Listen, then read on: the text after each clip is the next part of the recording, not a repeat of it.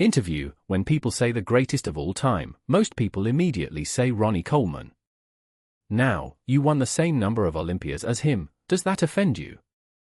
Lee Haney: well, nobody can truly be the greatest of all time. You have to look at things in the context of each era. Arnold had his era, Frank Zane had his era, I had my era, Dorian Yates had his era, and Ronnie Coleman had his era. I'm the only 8-time undefeated Mr. Olympia, and that's something that has never been duplicated. Respecting eras: why greatest of all time is contextual. Lee Haney's answer captures an important truth about bodybuilding and sports more generally: greatness isn't absolute, but contextual. Haney isn't denying that Ronnie Coleman is a legend. In fact, both Haney and Coleman hold the record for the most Mr. Olympia titles, 8 each. But Haney argues that eras matter. The physiques, judging standards, training philosophies, nutrition, and competitive landscapes evolve. What made one champion dominant 20 to 30 years ago may be very different from what it takes to dominate today. With that view, claiming a single greatest of all time dismisses the unique challenges and standards of each bodybuilding era. Lee Haney's record: what makes it unique? Haney's career stands out in a few key ways, supporting his claim that his era deserves recognition on its own. He won 8 consecutive Mr. Olympia titles, 1984 to 1991. That consistency, back-to-back wins, is rare in any era. When he won his final Olympia, 1991, he chose to retire, undefeated. As one retrospective puts it, there's nowhere else to go but down, and he wanted to preserve his legacy at its peak. During his reign, his physique set the standard for symmetry, proportion, conditioning, and overall balance. According to many historians, he redefined what a perfect physique looked like. Importantly, at the time, he was competing under the standards and expectations of his era, which some would call classic bodybuilding, not the mass monsters aesthetic that some later champions championed. For those reasons, Haney's claim that he is the only 8-time undefeated Mr. Olympia carries weight. It emphasizes a different kind of dominance, sustained excellence under consistent conditions. Why comparing bodybuilding eras is tricky and often misguided.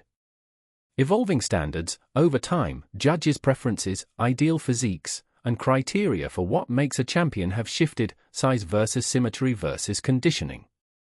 That means the champion template itself changes. Differences in training, nutrition, supplementation, competition depth. What was elite bodybuilding 30 years ago might be different now, in muscle mass, conditioning, or competition quality.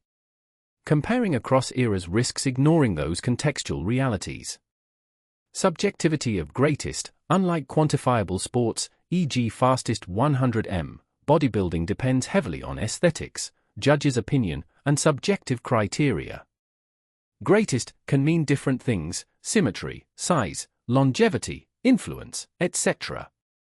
Legacy versus peak: shape versus longevity. Some champions were dominant for long, others peaked at one moment.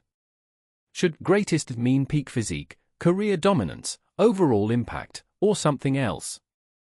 By acknowledging all this, Haney's take becomes both humble and realistic. Greatness can't be pinned to just numbers, you have to consider era, context, style, and legacy. What this means for modern bodybuilding and fans. Respect champions for their era and what they represented.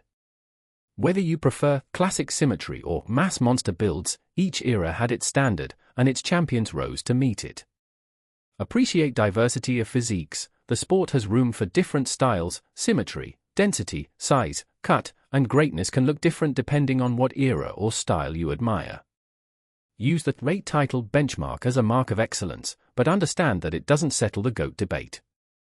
Instead, it highlights the difficulty and rarity of sustained dominance, regardless of aesthetic trends. In conclusion, Haney's perspective offers balance. Lee Haney's hypothetical answer to being asked if Ronnie Coleman being called GOAT offends him reveals a mature, balanced view. Greatness in bodybuilding isn't a universal constant, it's relative to a time, a standard, and a context. Coleman holds the same number of Olympias, and that alone secures him a place among the absolute greats. But Haney reminds us that being undefeated, dominating your era, and retiring at your peak, that's a different kind of greatness. In the end, maybe there's no single GOAT. Maybe greatness is best honored by recognizing each champion for what they were, for their era.